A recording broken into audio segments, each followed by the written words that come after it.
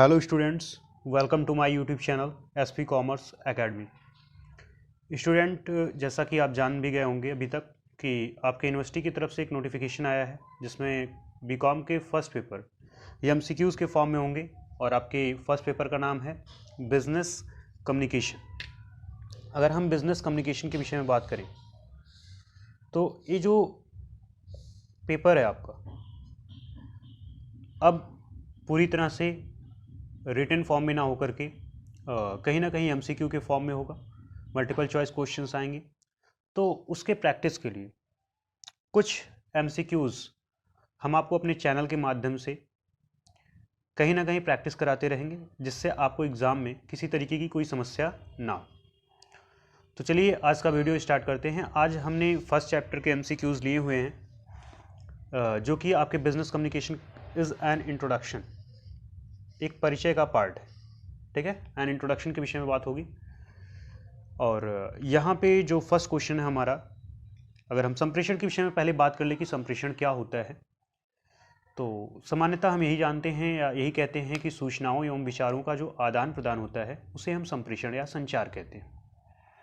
लेकिन हमारा जो पेपर है वो बिजनेस कम्युनिकेशन है, तो सिंपली अगर हम बिजनेस कम्युनिकेशन के विषय में बात करें तो यहाँ पे क्या होता है कि जब हम व्यवसाय के संदर्भ में या व्यवसाय से रिलेटेड कोई भी इंफॉर्मेशन का एक्सचेंज करते हैं from one person to another person, एक व्यक्ति के माध्यम से दूसरे व्यक्ति की तरफ, तो निश्चित रूप से वो संचार कौन सा होगा? बिजनेस कम्युनिकेशन होगा। तो देखिए चैप्टर्स तो आपने पढ़ा ही होगा अब तक, तो हम सीधे एमसीक्यूज पे आते हैं। जो पहला क्वेश्चन हमारा कि संप्रेषण या हम कम्युनिकेशन के विषय में बात करें, शब्द की उत्पत्ति हुई थी, ये जो कम्युनिकेशन टर्म है इसकी उत्पत्ति कहाँ से हुई, किस वर्ड से हुई, इसके बारे में बात करते हैं। तो इसकी जो उत्पत्ति हुई थी आपकी, जैसे ऑप्शन में है कमांड है, कम्युनिकेयर है, और यहाँ पे कम्युनिज है, या फिर कॉमन वर्ड है, या नन ऑफ दीज है।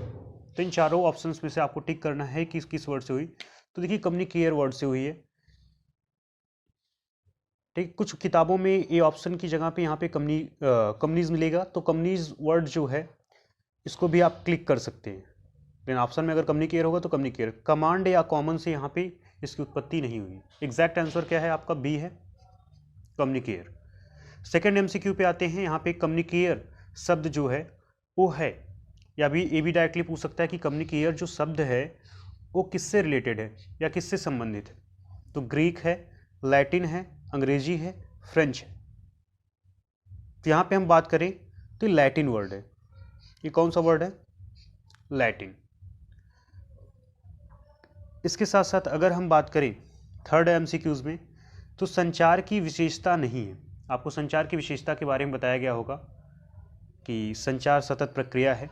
ठीक है, कंटिन्यूअस प्रोसेस है, टू वे प्रोसेस है, द्विमार्गी प्रक्रिया है, सार्वभौमिक प्रक्रिया है, यूनिवर्सल प्रोसेस भी बताया गया होगा।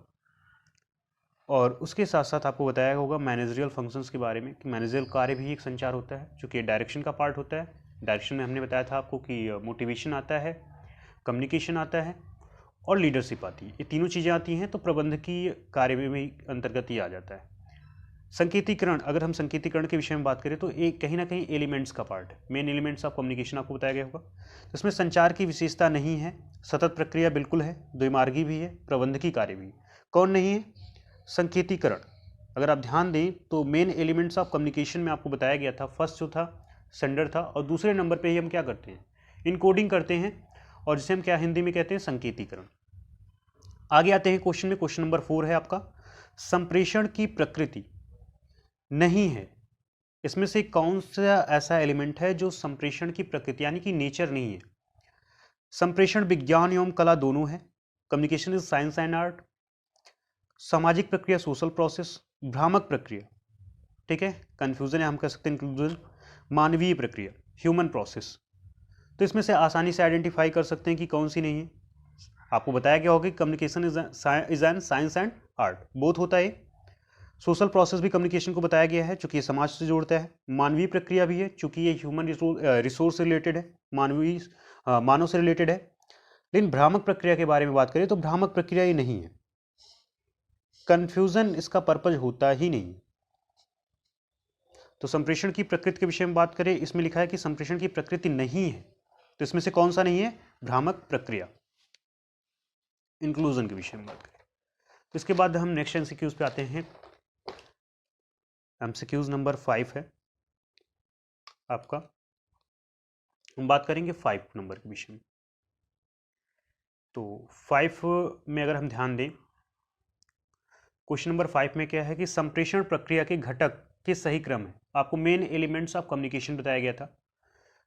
तो उसमें आपको बताया गया होगा कि पहला जो ऑप्शन है, अगर ऑप्शन को हम देखें तो पहला ऑप्शन इसमें दिया हुआ है कि प्रेषक यानी कि सेंडर, संकेतीकरण यानी कि इनकोडिंग, संदेश मैसेज, उसके बाद है माध्यम चैनल, प्राप्तकर्ता रिसीवर, संकेत वाचन डिकोडिंग, एंड लास्ट में है फीडबैक प्रतिपुष्टि। इसके बाद बी वाले ऑप्शन में देखेंगे, इसमें लिखा हुआ है कि प्रेषक, संदेश, प्राप्तकर्ता, माध्यम। यानी कि प्रेषक का मतलब किससे है? सेंडर से है। संदेश का मतलब मैसेज, प्राप्तकर्ता मतलब रिसीवर, और माध्यम का तात्पर्य किससे है? चैनल से या मीडियम। सी वाले ऑप्शन में क्या है कि सेंडर है यानी कि प्रेषक, मैसेज संदेश, चैनल माध्यम, प्रतिपुष्टि यानी कि फीडबैक। और डी वाले ऑप्शन में क्या है? माध्यम, प्रेषक, प्राप्तकर्ता, प्रतिपुष्टि। तो यहाँ पे भी क्या है? चैनल है, सेंडर है, रिसीवर एंड फीडबैक। तो देखिए इसमें जब इस तरीके की क्वेश्चन आए तो इसमें हमें ध्यान देना है कि मेन एलिमेंट्स ऑफ कम्युनिकेशन में फर्स्ट कौन सा होता है। क्योंकि सही क्रम आपसे पूछ रहा है तो इसमें कोई ना कोई तो कन्फर्म होगा कि सही क्रम होगा, लेकिन फर्स्ट आपको ध्यान देना है प्रेषक। आपको पता है 100% सेंडर होता है। तो यहाँ पे देखेंगे सेंडर तो तीनों में है, यानी कि डी वाला तो बिल्कुल नहीं होगा, ये कन्फर्म है। और लास्ट एलिमेंट क्या होता है? फीडबैक, प्रतिपुष्टि होती। तो प्रतिपुष्टि देखेंगे तो लास्ट में 2 है और यहाँ पे भी है, ए वाले ऑप्शन में भी 3 में। तो डी वाला तो हमने पहले ही इरेज कर दिया था, हटा दिया था। अब या तो ए वाला ऑप्शन सही होगा या तो सी वाला होगा। तो आप जानते हैं कि अगर हम बात करें संप्रेषण प्रक्रिया के घटकों की या मेन एलिमेंट्स ऑफ कम्युनिकेशन के विषय में, तो सिर्फ 4 एलिमेंट्स नहीं होते बल्कि और भी एलिमेंट्स होते। तो सारे एलिमेंट्स किस में दिखाई दे रहे हैं? ए में। तो हमारा ऑप्शन कौन सा सही है? ए। तो इस टाइप के क्वेश्चन बनेंगे। तो यहाँ पे आपका अगर सही क्रम के विषय में बात करें तो पहले नंबर पे सेंडर आएगा, जिसे हम प्रेषक कहते हैं। दूसरे पे संकेतीकरण, जिसे हम इनकोडिंग कहते हैं। तीसरे नंबर पे आएगा हमारा संदेश, जिसे हम मैसेज कहते हैं। और चौथे पे चैनल, जिसे हम माध्यम। पांचवें पे रिसीवर, प्राप्तकर्ता। और फिर प्राप्तकर्ता जब मैसेज रिसीव करता है तो उसको डिकोड भी करता है, तो संकेत वाचन करेगा, डिकोडिंग। और लास्ट क्या होगा? फीडबैक। तो फर्स्ट ऑप्शन हमारा बिल्कुल सही है। आगे क्वेश्चन नंबर 6 पे आते हैं। 6 नंबर एमसीक्यूज के विषय में बात करते हैं। तो यहाँ पे है संप्रेषण व्यवसाय के लिए उसी तरह आवश्यक है जिस प्रकार मानव जीवन के लिए। तो संप्रेषण व्यवसाय के लिए उसी तरह आवश्यक है जिस प्रकार मानव जीवन के लिए।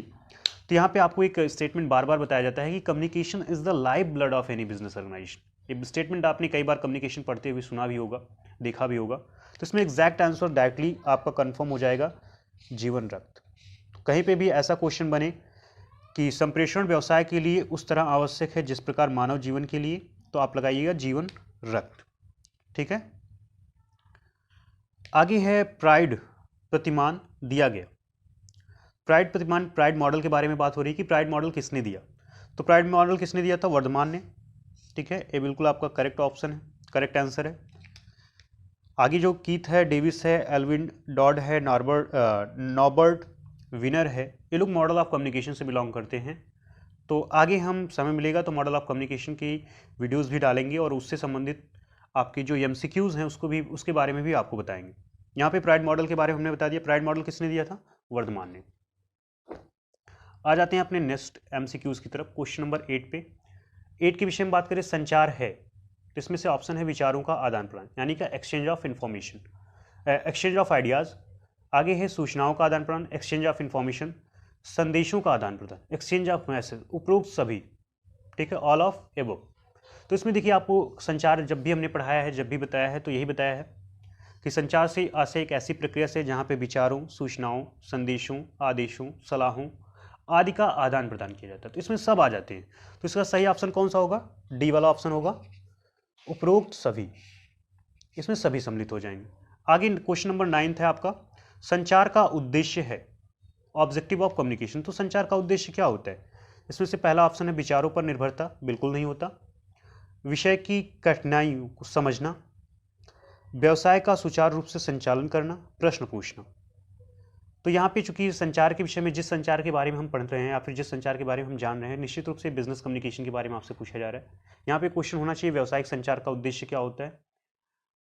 तो व्यावसायिक संचार के उद्देश्य के विषय में अगर हम बात करें तो व्यावसायिक संचार का जो मुख्य उद्देश्य होता है व्यवसाय का सुचारू रूप से संचालन करना। चूंकि हमने जैसा अभी पहले बताया इससे पहले कि व्यावसायिक संचार के विषय में जब हम बात करते हैं तो व्यवसाय का जीवन रक्त होता है। बिना इसके व्यवसाय का सुचारू रूप से संचालन कर पाना बहुत ही मुश्किल काम है। इसीलिए तो कहा जाता है ना कि communication is the life blood of any business organisation. तो इसका मेन जो उद्देश्य होता है व्यवसाय का सुचारू रूप से संचालन। तो ऑप्शन सी क्लिक करिएगा अगर ऐसा क्वेश्चन आपके एग्जाम में आता है तो। और कुछ इसी तरीके से क्वेश्चन आपके बनने हैं, कुछ अलग क्वेश्चन नहीं बनना है, ठीक है। संचार का उद्देश्य है व्यवसाय का सुचारू रूप से संचालन, smooth running of business. 10th number question के विषय में बात करें। 10 नंबर जो क्वेश्चन है, संचार की प्रकृति है। तो संचार की प्रकृति के बारे में पूछा जा रहा है। फर्स्ट ऑप्शन है आपका कला, इसका मतलब होता है आर्ट, विज्ञान, साइंस, बोथ, दोनों। तो आर्ट एंड साइंस दोनों होता है, बोथ ऑप्शन पे क्लिक करिएगा, क्लिक, ठीक है। तो इसी के साथ देखिए हमने 10 MCQs बताया इंट्रोडक्शन ऑफ बिजनेस कम्युनिकेशन के चैप्टर से। ऐसे आगे जो भी चैप्टर्स है, हर एक चैप्टर्स का आपको MCQs हमारे चैनल के माध्यम से मिलेगा। अगर वीडियो अच्छी लगी हो तो चैनल को लाइक करिए, सब्सक्राइब करिए, ठीक है। और अपने जो भी फ्रेंड्स हैं उनके साथ शेयर करिए ताकि उन फ्रेंड्स की भी मदद हो सके आपके थ्रू। और कहीं ना कहीं आने वाले वीडियोज़ आपके एग्ज़ाम के लिए काफ़ी हेल्पफुल हो सकते हैं, ठीक है। धन्यवाद।